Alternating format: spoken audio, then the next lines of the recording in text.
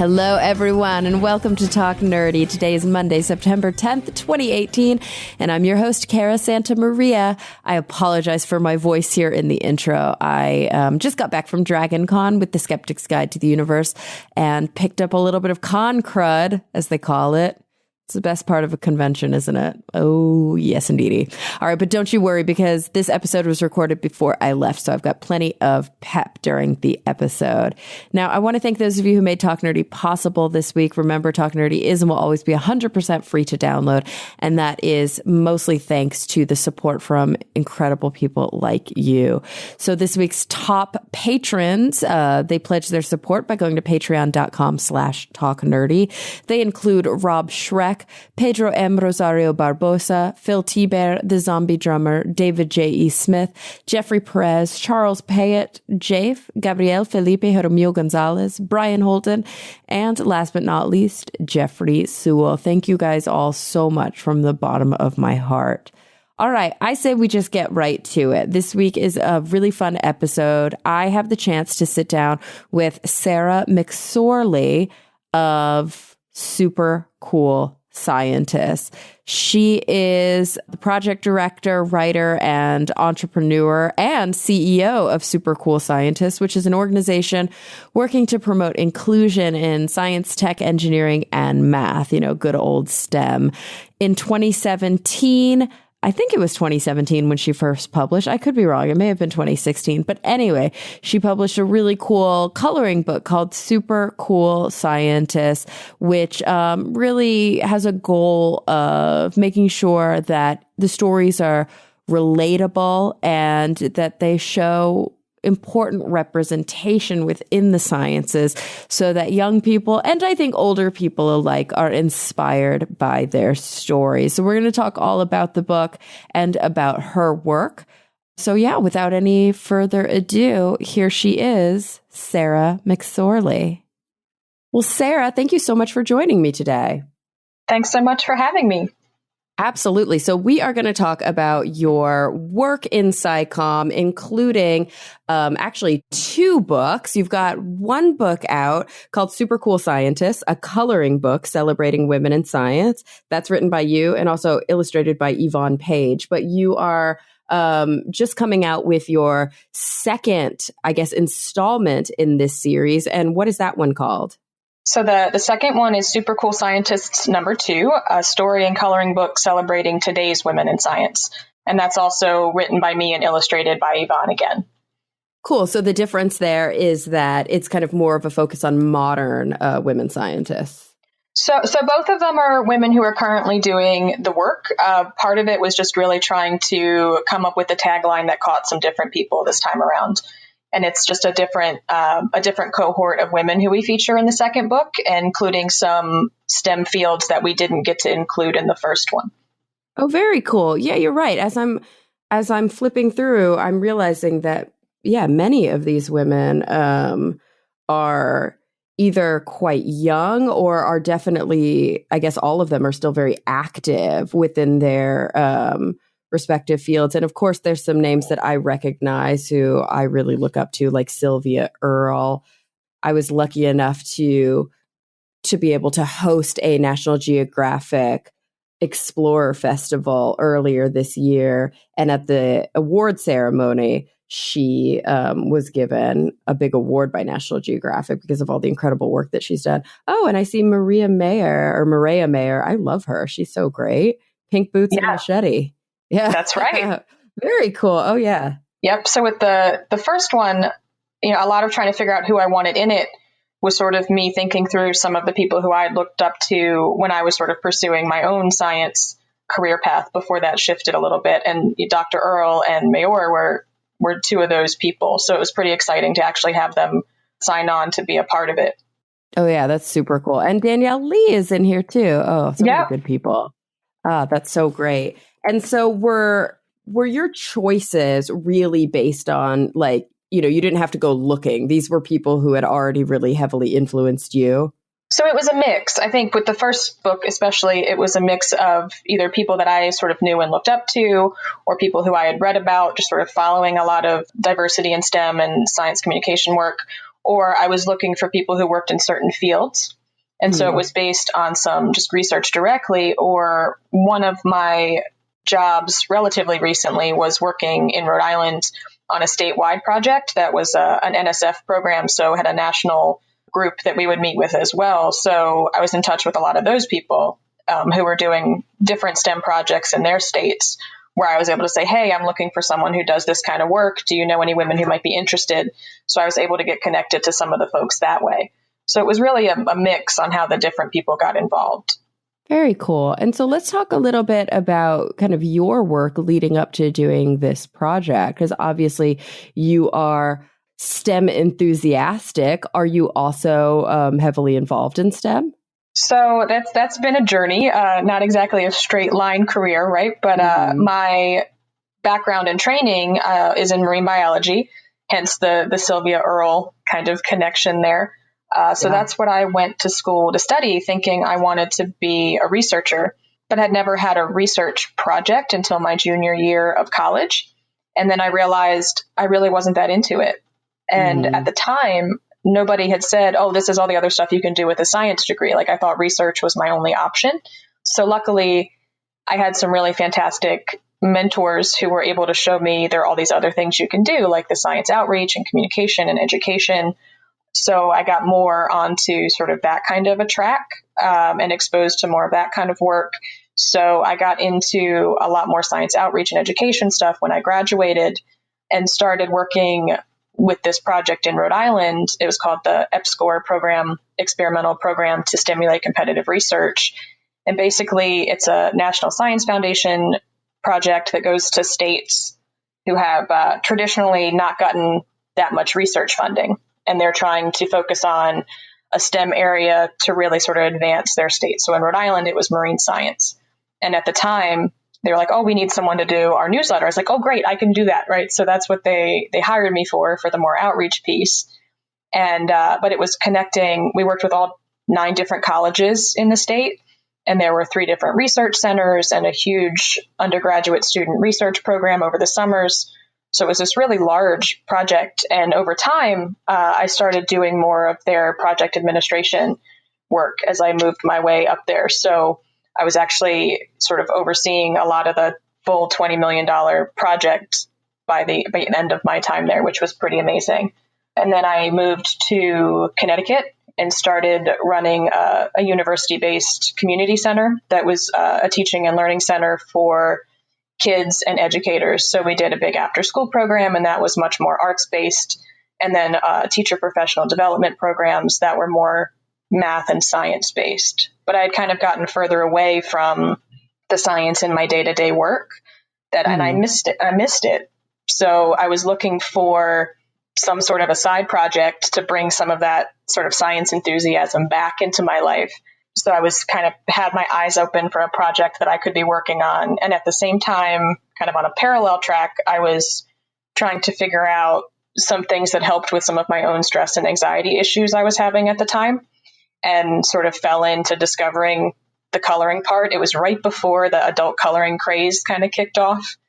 And right. And realized that was something that helped calm me down a little bit. So I was looking for books that I'd want to color myself. So I was in Google looking for, let's look up a women in science coloring book. That would be cool. And nothing came up. So I was like, wait a minute, that never happens. Maybe this is my idea. Like it would sort of do a bunch of these things at once. And then so the whole idea was totally new. I'd never written a book. I funded the first one with a Kickstarter campaign. I'd never done anything like that. So just kind of decided it was an important project. It was something that would do what I was looking for personally at the time. And that I was going to dive in and figure it out as I went. And it's been a pretty incredible experience. So when exactly did you kind of start on that path on developing the books and starting to kind of create this really cool piece of art that you're able to share with so many people? Yeah, so the original book was published in January 2017. And the whole process of actually deciding to jump in and launch the Kickstarter was about a year before that, because it took us about a year from idea to publication. And is your Kickstarter still going on? I guess Kickstarter is kind of different than Patreon in that they are targeted campaigns. They're not really ongoing, are they? Right. It was just sort of a one-time. They usually run between a month and 2 months. That was just at the beginning, just to fund the first one. And for these, mostly expenses is to pay the illustrator because she's so fantastic. Wanted to make sure that she got the value that she was bringing to the project. So that first one was really to fund those expenses, but also to sort of start to build a following around the books. So that Kickstarter campaign was a lot of fun because it was sort of how I got to start building our social media following on Facebook and on Twitter, and really start to get some other people paying attention to the project beyond the direct people that I knew in my own networks. Gotcha. And so you said that was at the beginning of last year. I'm trying to remember what year we're in right now. Yes, it is already late 2018. Can you believe that? Right. No, I can't. And so the second book, when did you decide, okay, I had so much fun with the first one, let's go ahead and make another one?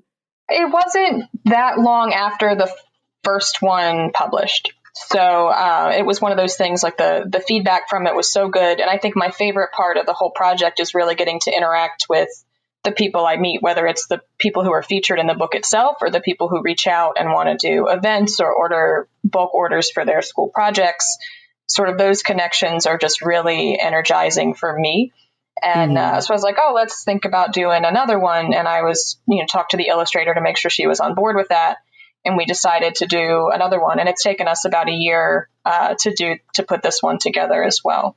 Gosh, it must have been so exciting too. I mean, I feel like crowdfunding is always such a double-edged sword. It's so exciting and it's such a wonderful opportunity for so many content creators. I use crowdfunding with Talk Nerdy. I'm on Patreon and it's a big part of this fraction of my income, right? Like I wear a lot of hats, I do a lot of jobs, but when it comes to podcasting, about half my income as a podcaster, half of the revenue that I make that goes back into paying my assistant and paying my editors and buying equipment and all that kind of stuff. Half of it comes from Patreon and half of it comes from ad sales. But there's always such a gamble, right? That you're going to put yourself out there and you're going to say, hey, this is this really cool thing I want to do. I hope you believe in it too.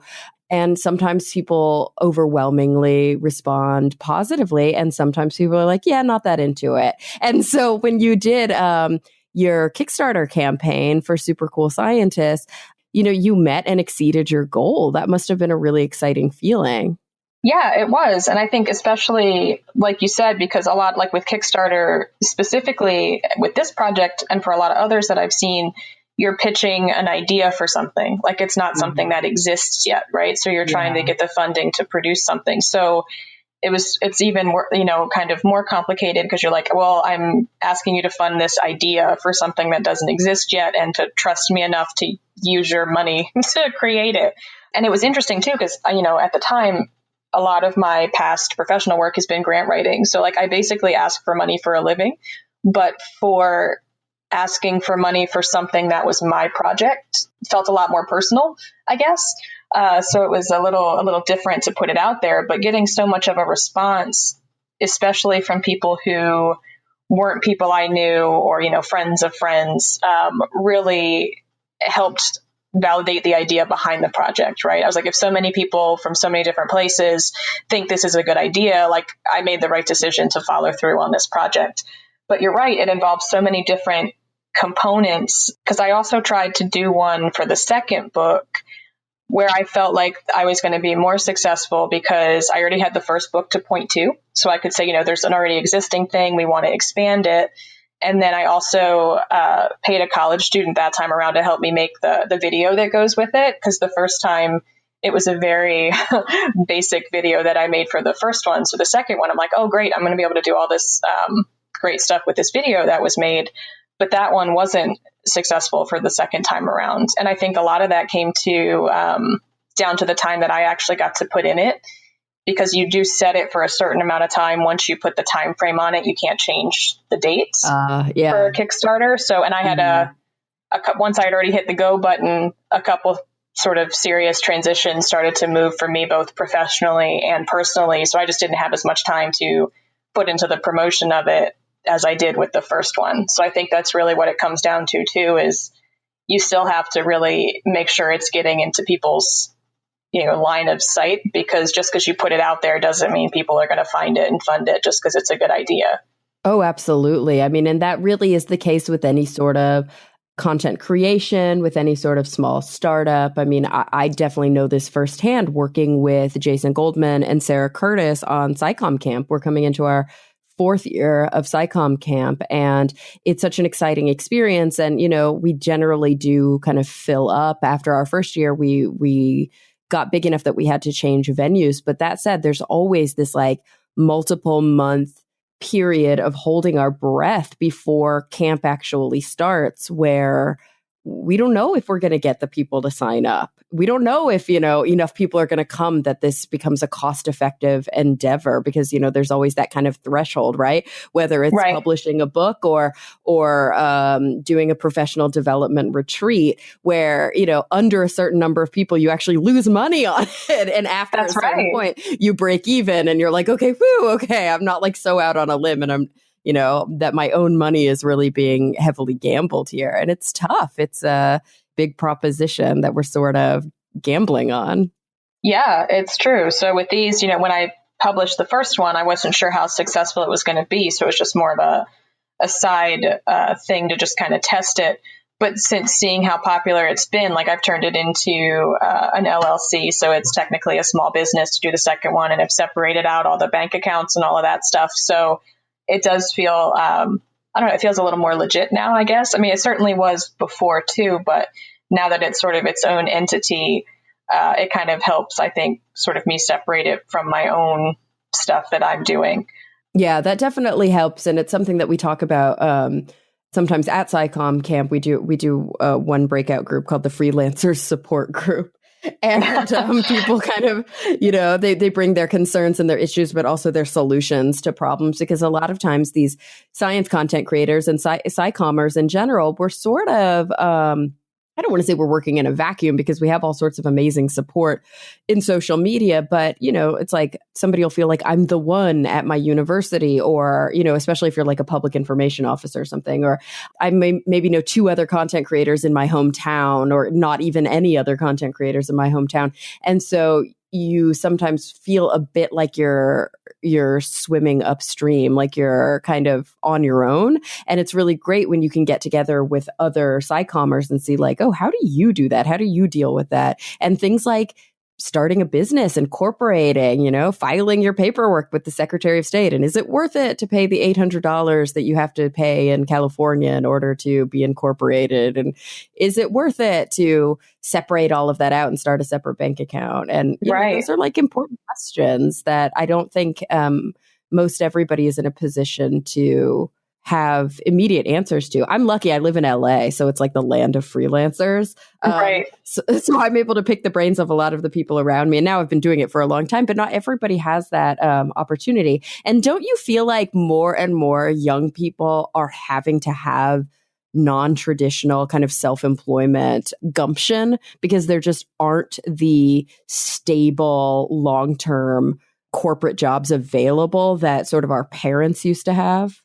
I feel like that's true, or at least people are, they're switching what they're doing more often. Whereas, maybe our parents' generation was more like they had just 1 or 2 jobs, or was with 1 or 2 companies.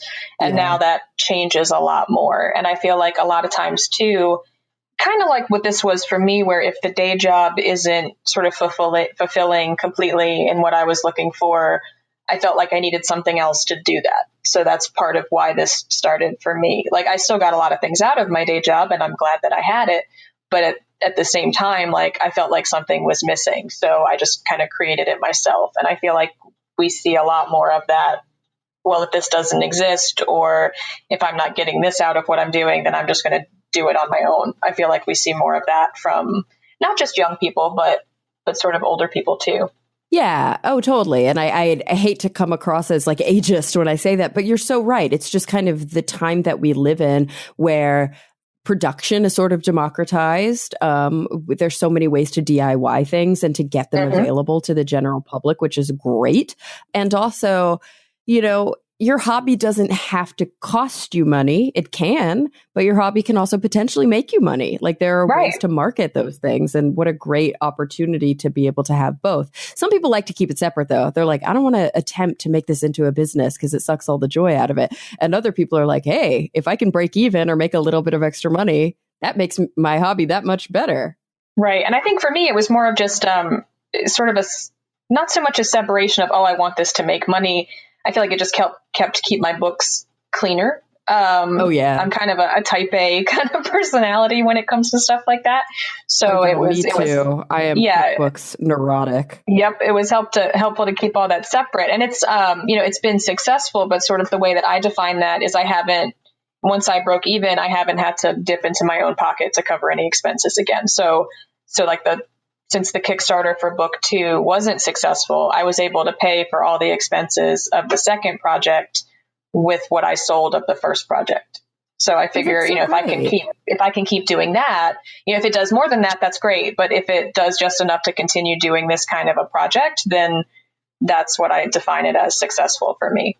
Oh, absolutely. And let's be clear, right? Because I think that this is a really inspirational story that hopefully people who are listening right now, who maybe have been on the fence about moving forward with their own endeavors, will be motivated listening to this story. Like, you were not somebody who was deeply entrenched in the publishing world. You were not somebody who had, an angel investor or who had already been working in this field. This was an idea you had, and you worked really hard to make it come to fruition. Yeah. And it's something I did when I started, in addition to my day job, right? So it's not something I had full-time hours every week to dedicate to either. So it's sort of, you have to find the time management piece. And then at this point right now, as of the end of June, I've decided to really just focus on this for a little while, which is also incredibly scary because I've always been a more traditional 9-to-5 regular job, health insurance kind of person. And right now I'm not doing that, which is slightly terrifying. But I figured I have the opportunity to try that a little bit for a few months, and I'm going to do it because so far it's been something that's kind of given me all the data points to tell me that that's a good idea. But I think you certainly have to weigh your own situation. But I think if there's something you've been on the fence on, there are so many ways to create your own thing these days. Like, these books are self-published, but the response that they've gotten is just so incredible. And there's so many ways to gauge whether or not there's interest in what you're doing. So you can sort of put the idea for something out there before risking a whole lot too. So you can kind of dabble and see kind of what the response is going to be to your projects as well, which is really great. Oh, heck yeah. I mean, we're living in a time where we're definitely empowered to be able to dream it and do it, and even potentially turn it into our career, and it doesn't always work for everybody. And I think that you're right. We shouldn't be lofty about it, but we should definitely be responsible about it. And if there's a plan in place and you make a budget and you figure out what your necessary parameters are, I think that it's not out of reach for most people to be able to utilize the tools that are available, whether it's Kickstarter or Patreon or, Amazon or all these different, or YouTube, all these different platforms. And really just, I think making a budget is probably the most important thing. Is let's look at the data, right? Let's be scientists about this. And look at the data. And remembering that things come up that are surprises, right? So sort of always leaving you have a little extra set aside for those surprises too in your budget. Because that's always something that comes up. But I think, that whole thing, sort of me coming up with the idea and really deciding to do it in the first place, where I had never done a book or anything like this, I've always enjoyed writing. I've always done a lot of that sort of in my professional roles. I've got a master's in business. I have all these things where I should have felt totally capable in doing it, but I didn't right away. It kind of took me a while to believe that it was something I could do too. But part of my thought process in that was there are a ton of people out there every day who do this. They can do it. Why can't I? But it almost it took me a while to convince myself that even though I hadn't done it before, it was something that I could do. But sort of once I got moving on it, and again, sort of having other folks validate the idea and then the product itself when it came out, I was like, oh yeah, like there was no reason I should have doubted myself in the first place. Like that was all in my head. Gosh, isn't it true that so much of it is in our heads? So much of the stuff that keeps us from like fulfilling our potential just really comes down to, all the things that we're used to talking about in sort of science and psychology. It's, imposter syndrome. It's just concerns about, maybe stereotype threat, all these different reasons that we think we can't because we didn't have good role models or because we weren't trained in that area or because of our background, we didn't see that that was an option for us. I mean, I see it all the time in young women and people of color, especially, that just the idea of going into science doesn't seem like an option because, you grow up and you've never seen another scientist who looks like you and you think, oh, that's for like the upper echelon, that's for the elite, or that's for like the old white men who have access to all of these opportunities. And it's just, oh gosh, it just crushes me when I think about the way that our society has been structured for so long. Yeah. And I think that's, sort of that whole imposter syndrome piece sometimes is almost a theme in the interviews I have with the women in the book, whether it's something that makes it into their one-page bio or not. I mean, that's one of the things that quite a few of them talk about at some point throughout their career. And really with the sort of seeing someone who looks like you, that was part of why I thought this project was so important too. Like the goal from the very beginning was to have any person who picks up this book or either one of the books find something that they can feel connected to in one of these stories, whether that's through the narrative itself or the illustration and what the person looks like. And the stories, it's not just about what these people do for their STEM job and kind of what that looks like day to day, but also, what their families were like growing up and what they like to do for fun as kids, what kind of stuff they were interested in, what they do now outside of work with their friends, and sort of this whole picture of these individuals as a full person. It's not just about what they do at work, but, someone could read it and be like, oh, well, I really enjoyed making mud pies in my backyard too. Like, maybe I have something in common with this person. It's sort of trying to provide as many touch points as possible that people can connect to. Oh gosh. And that's just so important too, for I think sort of defining, or maybe I should say presenting what it means to be a real human being, because so often I think, especially women in science, are brought to this standard because of the inequity within the field, and really the inequity within most professional fields, especially at the highest levels.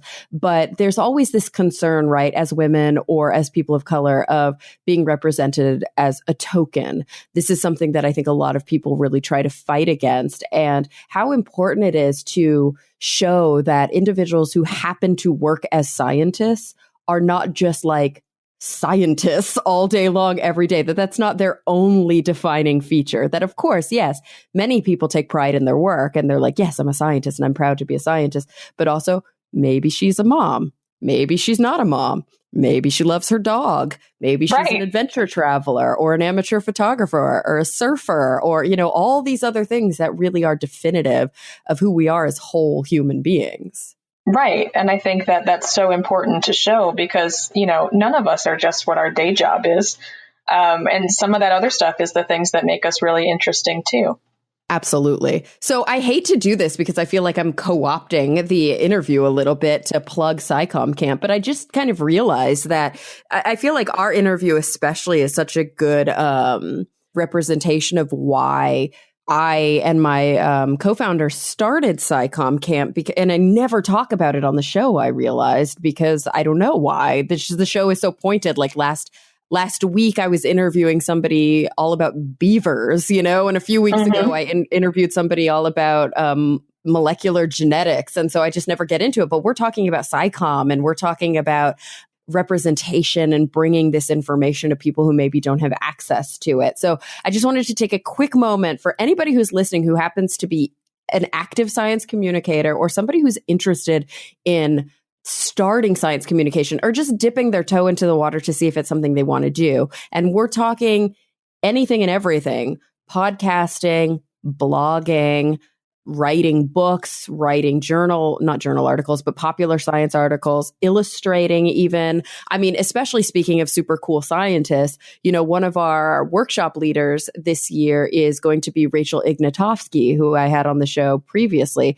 And she wrote the book Women in Science. And, it's not a coloring book. Yours is a coloring book, which means it's interactive, which is amazing. But her book also features a bunch of super incredible women in the science field. And there's just so much cool crossover in this area. I think we're starting to see a growing trend of wanting to celebrate these people. But anyway, I'm going on a tangent. If you are interested in attending SciComm Camp, you should visit scicommcamp.com and learn all about it, because I know it sounds like it's for kids, but it's not. It's for grownups who are kids at heart, just like you and just like me. There's stargazing, there's s'mores, there's horseback riding, all that. But there's also so much good workshopping and breakout sessions on being a science communicator. And I think that we need more of that. So I have to ask you, Sara, have you had the opportunity to do any sort of professional development in SciComm? It's such a new field, right? That I feel like most SciCommers are not trained in SciComm. Yeah, I think that's true. I think, so where I was with this program in Rhode Island, the EPSCoR program, I got to start doing some SciComm related work through what I did with them, with their outreach work. And then also I did some work as an undergraduate and then again as a master's student with the Metcalf Institute for Marine and Environmental Reporting based out of the University of Rhode Island. And actually their director, Dr. Sunshine Menezes, is in the second book as well. She's one of my personal mentors, so it's really kind of an honor for me to be able to sort of tell her story a little bit more. But Metcalf really started trying to sort of train journalists more on sort of the whole scientific process in order to sort of better communicate that, specifically focused on marine science at the time. But they've really expanded now to doing work also with the academic scientists as well. So sort of doing it from both sides, the journalism sort of media side, as well as the academic scientist researcher side, and really trying to get both sides to understand how the other one operates. And actually, coming up at the end of September, they have their first national conference that they're hosting actually at the University of Rhode Island called Inclusive SciComm. And so they've really expanded as a program since I worked with them as an undergrad nearly 10 years ago now. Oh, very cool. And that's all about, I would guess, like representation within science and science communication? Really seems to really be focused on the communication side of it. Yeah. Very cool. Yeah. And that is so important, right? Because anytime a new field is establishing, it's fledgling, it's really just trying to get its legs. And then once it starts to get its legs, you start to realize that, oh gosh, there are so many kind of socio-political, psychological concerns within that field, sociological concerns within that field, like things like representation and diversity, the things that, deeply matter to us if we're going to be effective science communicators and just if we want to be effective, civic leaders or even participants. And so it's so great to see that movement into sort of social justice and diversity within the science communication field. Oh, that's really, really cool. So do you know, I mean, I know we're like plugging for other people. Oh, I just Googled it. Yay, Metcalf Institute. So inclusive SciComm. They're accepting registrations right now. So it's still at the early registration discounted rate if you go look at it now and decide you really are interested. So they're still accepting registrations at this point for it. I'll be there actually selling the books. Oh, great. Oh, that's so cool. And you know what? Before I want to take a quick break in just a second to thank the sponsors of the show. But before we do, where can people, find your book? How can they get a hold of it? Sure. So, I mean, certainly just typing Super Cool Scientist into Amazon will bring them up. But if you go to supercoolscientists.com, that's the website for more information about the project, how to get in touch with me, all of our social media links, and of course the shop with the books and our t-shirts and things like that are available on that website. Awesome. All right. Well, we're going to take a quick break to thank the sponsors of this week's episode. All right, guys, I want to take a quick moment to thank the sponsor of this week's episode, Army ROTC. Ready to become a leader? Enroll in Army ROTC. You could get a full tuition scholarship, and you'll graduate a leader and an officer in the U.S. Army. Army officers inspire strength in others. To receive more information about the Army ROTC program, visit goarmy.com/podcast today. Paid for by the United States Army. All right, guys, let's get back to the show. All right, so we are back with Sara MacSorley, the author of Super Cool Scientists, a coloring book celebrating women in science, and the second installment, Super Cool Scientists. What's the subtitle of the new one again? A story and coloring book celebrating today's women in science. Today's women in science. And we thought what better to do than offer a really great giveaway for you guys who are listening to the show. I'm going to assume that if you're listening to Talk Nerdy, you already follow me on Twitter at Cara Santa Maria, or maybe you follow Talk Nerdy at TalkNerdy_pod. But let's make sure that everybody who is listening right now has an opportunity to get a free bundle of both Super Cool Scientist coloring books. If you want to enter to win, all you've got to do is follow at Super Cool Sci. That's the Twitter handle for Super Cool Scientists. And let's pick a hashtag. What do you think? What should it be? Let's do, I don't know, maybe Talk Nerdy Coloring. Yeah, that's great. Okay, so you're going to follow at Super Cool Sci, and you're going to tweet using the hashtag Talk Nerdy Coloring for a chance to win a bundle of both books shipped straight to you. Oh my gosh, how fun. Yay! I can't wait to see the results. Yeah, seriously, super cool. All right, so Sara, you are doing this now full time, at least for the time being. Is it exciting? Is it scary? How are you feeling about it? It's all of the above. So I think, it's exciting because I feel like I'm at a point where it's a good decision to try that. So that says something. But it's terrifying just because it's totally different than what I've done for work before, right? I think sort of having a regular 9 to 5 and sort of, where your paycheck's coming from, like there's a certain comfort that comes with that, which is wonderful. And, and I think I'd still like that eventually too. But for the time being, I was like, this is moving along so well. And I actually was kind of in between jobs. So like I had the opportunity to really throw myself into this and really see what it was like to kind of push this a little bit more full time. And that's still pretty new. That really kind of started this summer. So it's still early in the process, which is terrifying in itself because it just hasn't been that long yet. I'm still getting used to it. Absolutely. Yeah. I mean, and there's so much to consider when you first kind of step out on this, in this area. Is it something that you anticipate or that you hope will become just kind of your ongoing full-time gig, or are you also hoping to dive back into some of the educational or more forward-facing STEM work with a university or with an organization as well? Right. So I think I want to be able to continue with writing this kind of work, at least in some way throughout my career, because I really enjoy it and I find it to be really important. But I think that part of what I want to do is I'm at this transition point where I have 10 years in higher ed, but I feel like I don't have a lot of growth potential yet for myself in higher ed. So what I really want to do eventually is to transition more into recruiting. So really sort of using that experience in higher ed and then this work sort of with, inclusion work in science to really try to work for search firms that are working with these sort of STEM companies to really make sure the right people are getting into the right positions.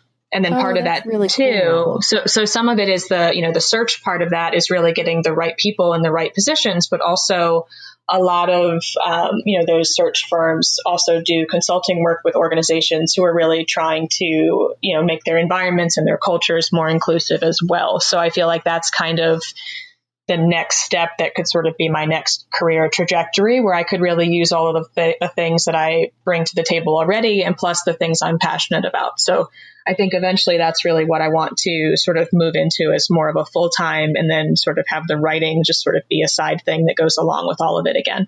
And that's really cool because it's definitely something that has the freelancer component to it, right? This idea of, I guess, recruitment, consulting, maybe like, I don't know what the word is, headhunting. Isn't that kind of a thing? Yeah, it is. Call it? Yeah. I love that. And you know what? It really goes to show that if you are trained, whether it's in the sciences or any sort of related STEM fields, right? Technology fields, engineering fields, mathematics fields, and whether we're talking graduate level education or undergraduate level education, there are so many more opportunities than just I shouldn't say just, but then research or then working towards getting tenure or being a professor. There are so many ways to use those skills that we've developed. And I think you and I are prime examples of that. Yeah, and it's not always something that even necessarily comes to mind right away. I think, and I was talking about this in the Her STEM Story podcast recently with an interview I did with them where so much of it is just figuring out how to pivot. And now that's one of those things, like for me, that was sort of a challenge, but also a really good skill to learn a little bit better, where if you're really thinking about what your skill sets are, that applies to a bunch more different types of jobs than just sort of a singular focus. And you think, oh, well, my degree is in this, or, this is what I've done. That doesn't mean that you don't have other options.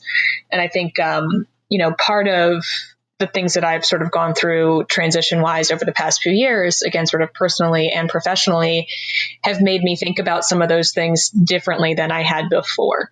Where sort of everything happening at once kind of forced me to think about it differently, which turned out to be a really good thing because it wasn't a perspective that I would have had if I had sort of been in my same comfortable day to day that I was in.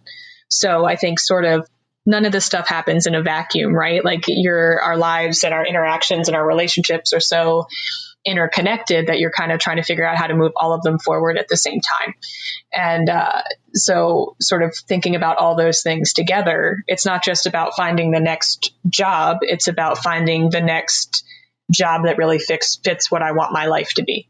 Yeah. And, I often kind of think of this analogy of holding something so tightly that you actually end up crushing it under your weight, that we tend to be taught, I think, and socialized to have a plan and stick with that plan and be, linearly focused in just checking the boxes on the to-do list of how we're going to achieve our goals. And I think that, for some people, in some respects, that can be really helpful, but ensuring that we have such a rigid mentality, I think, actually makes it so that we literally have blinders on for other opportunities that come our way. And, being open to maybe walking through some doorways or, taking some paths that don't seem that you never thought were legitimate opportunities, or that maybe were a little less trodden, going out on your own, trying something new. It can be really scary, but I think that for most people I interview, and I've now interviewed hundreds of people on this show, when I ask them how they got to where they are, especially people who have really cool jobs in the sciences or in SciComm or in journalism, like, how did you, what was your path? They're always like, totally non-traditional, had an opportunity I never thought I would take, decided to go out on a limb and try it. And that's how I ended up where I am. It's so rare that people are like, oh, checked all the boxes and followed the path laid out in front of me. It just doesn't happen. No, it's true. And I'm smiling over on this end because a lot of what you just said kind of goes along with a different writing project that I just sort of became a part of. There's a collection called 20 Beautiful Women, and they're on their sixth volume that they're getting ready to publish now. So, and it's totally not like the super cool scientist related writing. It's more my personal sort of story. These stories of individuals sort of empowering women who sort of how they've gotten through different things. And sort of I'm going to have a chapter in that upcoming publication too, because it was one of these things over the past couple years between January and June of last year, I found out my job, my department was going to be closing where I was working. I got divorced and I got diagnosed with a chronic illness in a 6-month time frame.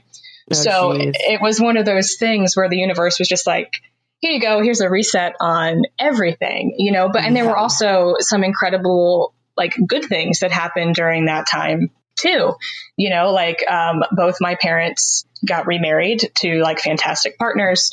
My brother and his fiance had a beautiful little girl. So I'm a niece. I'm an aunt for the first time to the first niece that I've ever had. And she's perfect.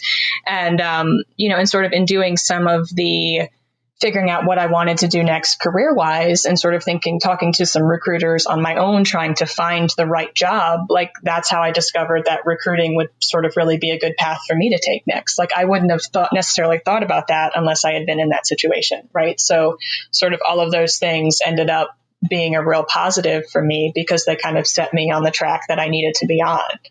I love that. I mean, I just love hearing that story because I think it helps bring perspective that I know it's very hard for us to maintain when we're in it. Like when we really feel like we're in the shit, the plan is broken. We had all of our ducks in a row and now they're getting out of the row. The job is canceled or the health insurance was lost or, whatever the really stressful, frustrating, depression inducing life circumstances bring our way.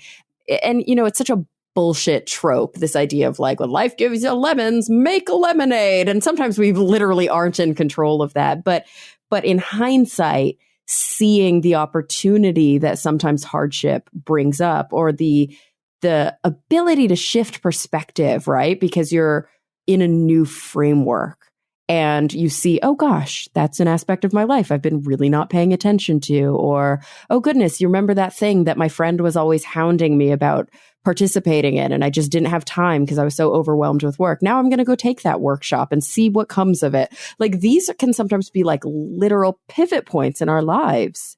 Yeah. And I think, and that doesn't mean that, you don't have days that are still totally miserable. Like, even though, challenges, I think are opportunities, and that's definitely been true. It doesn't mean there haven't been days where I've eaten the whole pizza or haven't gotten my butt up off the couch from watching Netflix. Like, those days still happen. But I think sort of, overall, so much of it for me was sort of finding my joy again and, realizing that even in the midst of all these transitions, which could be perceived as good, bad, or otherwise, there's always joy to be had if you choose to seek that out. And like you said, a lot of it is just sort of, maybe picking up on things or taking a chance on things that you never thought you could before. So like for years, people have been telling me that I'm a good writer, but like I never thought that I could do that, right? Because I was like, no, I trained to be a scientist and then I trained to get my MBA. Like this is what I'm trained to do and what I'm going to do. And this is my trajectory and these are my check boxes and this is my checklist and this is what I do. That finally sort of paying attention to that and sort of paying attention to my own gut with some of that too.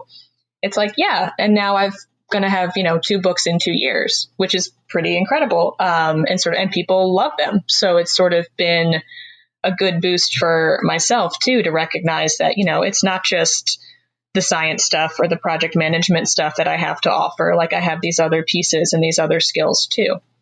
Oh, yeah. And I think that just goes to show like a sort of a larger societal problem that a lot of, I think, active psychomers are really trying to myth bust, which is this idea that there are left brain people and there are right brain people, which is such a fundamental myth, right? We all use all of our brains.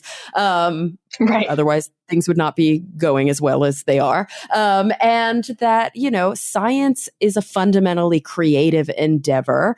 We are not just, women are not just socialized to be literary and men are not, well, they are socialized, but women do not only have literary skills and men do not only have engineering skills.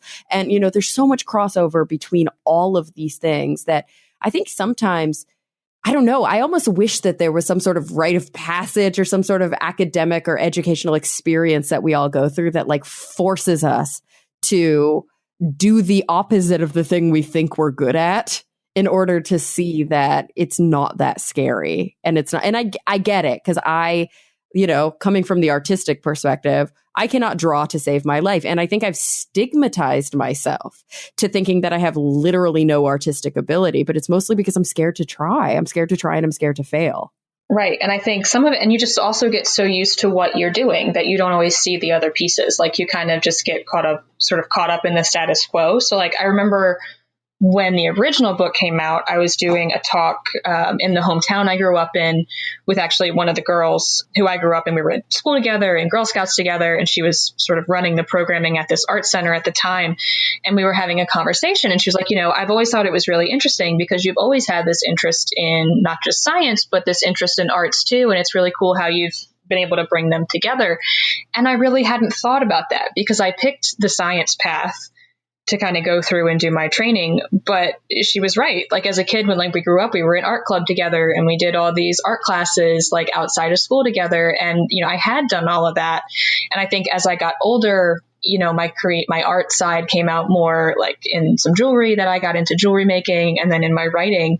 But it's like I didn't consider that sort of as evenly as I did what I was doing with the science side.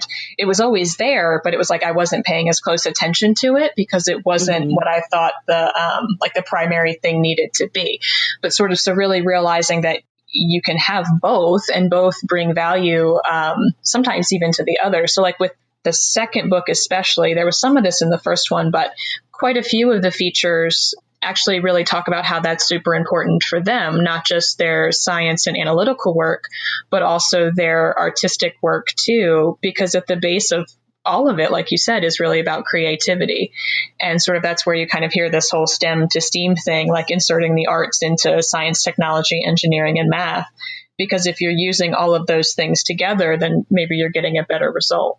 You know what I have to say is one of my favorite parts of this book. I obviously love that. And just for people, I think you've probably gathered it from us talking over the course of the hour. But in case if you haven't, basically each new page is a different scientist, and there's kind of a full page sort of bio information about her, things that are important to know. And then there's a reverse page that's like a full coloring book page with an illustration of her, usually against some sort of really cool backdrop that places you in an understanding of the work that she does. So, but at the end of the book, and this is just like extra work that you did, but it's so important and I think meaningful. And it's the kind of thing that a lot of people overlook sometimes when they endeavor to read a book, is that you have a full list of resources, really incredible resources, Black Girls Code, African American Women in Physics, Girls Who Code, National Museum of Mathematics, National Society of Hispanic Physicists, a lot of really great, Vihart's YouTube channel. I love Vihart. So yeah, a lot of really great resources with a description of what they are, a list of really great books as well, some of which are by the women that are featured. And look, there's Rachel Ignatowski's book. See, right. Crossover. Yeah. But then you also have this really great illustrated glossary that has all the kind of basic terms that I think we sometimes gloss over, where, there is this necessary scientific lexicon. As psychommers, we always talk about, try and avoid jargon, but there are basic jargon terms that are almost necessary just to have a conversation. And so being able to look those up while you're reading about these women and say, oh, I guess I don't really know what an environmental engineer is, or, what is the difference between cognitive science and psychology, and being able to just, instead of having to pick up Google, see them all in the same resource. Gosh, I think that's super helpful, and not enough books do it. Thanks. I think, part of thinking that through was, originally thinking through the audience, the text was really geared at sort of upper elementary school, middle school aged kids. So, not knowing what necessarily you've gotten to in school yet, kind of some more information there if you were interested in knowing more about some of the concepts, or where you could go to get more of that information, kind of providing a gateway into some of that. And the resources list is certainly not, everything that's out there. It's just a starting point, but I kind of wanted something that was there. And then through the feedback I've gotten, that age group certainly enjoys the book, but younger children really like it too. And the feedback from their parents and teachers, they may not be doing the reading, they may be having it read to them, but they're still getting the message that, women do this incredible work and that they can do this kind of work too. And I think, the surprise audience for me was more of the adults and the college students. I think the people who are really interested in, sort of the mission of the book and sort of changing this narrative to really highlight some of the people who are already doing this work, and that they are women, and that they are people of color, and that they do exist, and that you can do it too. Sort of that inspirational piece. People who can really get behind that idea tend to be more of the college students and the adults. But so it's really got a broad range. And I think one of my favorite things is sometimes we get people who will send in their coloring pages when they're done, and sort of seeing the differences in interpretations of how people choose to color the pages. So it's, it's interesting because as a coloring book, the images are just black and white, like line drawings, right? Yeah. So there aren't a whole lot of indicators there. But a lot of times, especially with younger kids, they'll just draw the person to look like themselves. And that's really the whole point, right? Is that you can, like, you want young people to be able to see themselves in these careers. So I love when I get a coloring page submitted to me to share that looks totally different than that person does in real life, because I think that that's kind of what it's all about, because we want people to be able to see themselves in these careers too. Awesome. Yeah, no, completely. Oh, that just makes me so, I don't know, I get a little misty when I think about it. Especially just when I think about like young girls having a new world open up to them just because of access to things like this. Because again, I think about what it was like when I was a little girl. And I think that I went through this roller coaster of perspective. When I was super young, we did this project in my kindergarten, I think it was, where we had these little paper doll cutouts and we were to glue little outfits onto them and, dress them and kind of prepare them in such a way to show what it is we wanted to be when we grew up. And I still have mine, and it says, Dr. Santa Maria, paleontologist on her little name tag. And like, I loved dinosaurs when I was a little girl, like most little kids do. And it just, it was incomprehensible to me that wasn't something I could do. But then as I got a little bit older, I started to think, maybe this isn't for me. Maybe that's more of a dude's job. And I don't really see that many women doing this. And, and I don't even think I could verbalize it. I think it was just sort of internalized in me. And I didn't rediscover science until I was a graduate student. My undergrad was psychology, and I kind of found neuroscience as part of my maybe junior, senior year of psychology, but didn't really embrace it until my master's degree because I didn't think it was for me. And I think this is such a common story for so many girls. Yeah. And I think, that's part of the reason to show so many different types of careers too. And also what they really include and look like. So like sometimes if you're thinking about as a kid, well, these are the types of things I'm interested. Maybe I want to do this, like I really want to travel the world. So maybe I should be a travel agent or a travel blogger or, something, or I should work on a cruise ship. But scientists get to travel all the time too. They get to travel all over the world, whether it's do their work or present at conferences. So there are different ways to kind of talk about that too. And I think one of the things that we sometimes hear is that, a lot of times girls and women want to go into work that really helps other people, and realizing that that's what a lot of science does too. Like depending on how you're applying it, there's a lot of work out there that's also doing work that's there to, not just help people, but help our planet. And, so sort of depending on how you're talking about science careers, that can be really helpful too in making it more accessible to people, especially girls. You're so right. And so many science careers have a human component. Like, I think we often think that scientists work alone. And there is a type of science you can do where, I did that kind of science where I was doing a lot of like dissections and seeding, neuronal networks where it's like I'm working in the middle of the night with my headphones because I don't want to be distracted. And like, if that's for you, that's great. But that is not the only type, even of laboratory science that's available. So much of science is interfacing with other people. It's working in groups. It's having mentor-mentee relationships and being really collaborative. But it's just not often presented that way. Right. And I think that's sort of, one of the pieces too, besides just the scientists who are featured talking about their work. I think in pretty much all the stories, there's sort of a connection to what these women then sort of give back, whether that's through mentoring students at the colleges they work at or doing larger projects, outside of work or as part of larger projects too. Like, Dr. Menezes, like I said, runs Metcalf, and that's all SciComm based.